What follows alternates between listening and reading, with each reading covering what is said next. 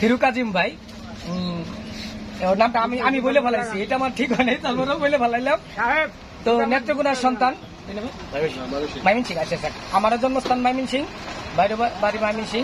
আর আমরা ময়মনসিং এর কিন্তু অনেক ফেসবুকে বর্তমান সময়ে কিন্তু কন্টেন্ট ক্রিয়েটর হিসেবে ভাইরাল, সবচেয়ে বেশি ময়মনসিং জনপ্রিয়। তো কাজিম ভাই, আমার ফলোয়ারের সম্বন্ধে যদি কথা বলতেন। কি আর বলবো, যা বলার তো রানা ভাই বলছে, সুহেল ভাই তো আছে। সে একটা এমনই মানুষ, তার যে আমরা যাত্রাগুলা দেখি, সে মানুষকে সবসময় হাসায় রাখে। আর হাসি কিন্তু সবাই, মানে হাসাইতে কিন্তু সবাই পারে না, কাঁদাইতে পারে সবাই, কিন্তু হাসাইতে কিন্তু সবাই পারে না। সে একটা এমনই একটা মানে ট্যালেন্ট লোক, বা এমনই একটা অভিনেতা, মানে হাসানোর জন্য বিখ্যাত সে। আমরা যাত্রা অনেকটা দেখি আমরা সুহেল ভাইয়ের অভিনয়, যাত্রাপালার অর্ধেক প্রাণ পাইছে তার জন্য। সে মানে ফলো রাখে যাত্রাটা। তো যাই হোক, তার ফেসটা সবাই ফলো দিয়ে রাখবেন, তার জন্য দোয়া করবেন। মাঝখানে ভাই অসুস্থ ছিল, বহুদিন পর আমাদের মাঝে আসছে, যে একত্রিত হইলাম।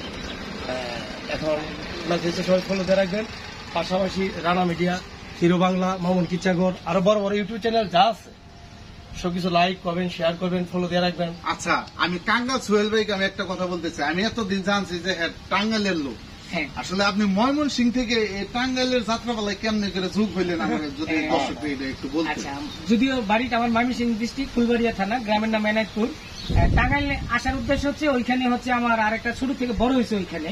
তো ওইখানে যে লোকজন ছিল তাদের সাথে একটা সঙ্গ ছিল, কিন্তু আগে টাঙ্গাইল কিন্তু যাত্রা ওইভাবে ছিল না। টাঙ্গাইল আমি আসার পরে যাত্রাটা বেহুলাটা আবিষ্কার করা হয়েছে, বা আমার উস্তাদ আছে এই যে পাশে আছে, যার মাধ্যমে আজকে আমার ফেসবুক ইউটিউবে চিনেন, এই যে ইনার একটু আমার উস্তাদ জীবন সরকার। হাসি ভাই, আমরা সবাই একসাথে, খুব ভালো লাগতেছে। তো ক্যামেরার পিছনে যে আছে, হ্যাঁ আমাদের একজন ভালো মানুষ, কিন্তু আর দেখাইতে পারতেছি না, পাগলা রহিত ভাই। তো হাসিটা দিলে মানুষ বুঝতে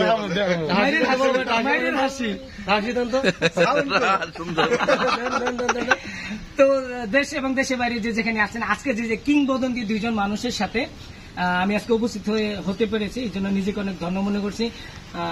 যেহেতু রানা বাপি ভাই বাংলাদেশের অন্যতম একজন সিঙ্গার, তারপরে হিরু কাজিম ভাই একজন, সেও একজন অভিনেতা, হিরো বা যত কিচ্ছার যত হিরোর যে অভিনয়গুলা হিরু কাজিম ভাইয়ের তার কোনো তুলনা হয় না। সে একজন রাইটার, গল্প লিখেন, আবার সেই গল্পতে নিজে অভিনয় করেন। আর আমাদের পিছনে যে মানুষটা ক্যামেরা ধরে আছে, পাগলা রফিক, হাসিটা হচ্ছে, একটা হাসির দাম হচ্ছে 1 লাখ টাকা। একটু হাসিটার সাউন্ডটা দিতে চাই।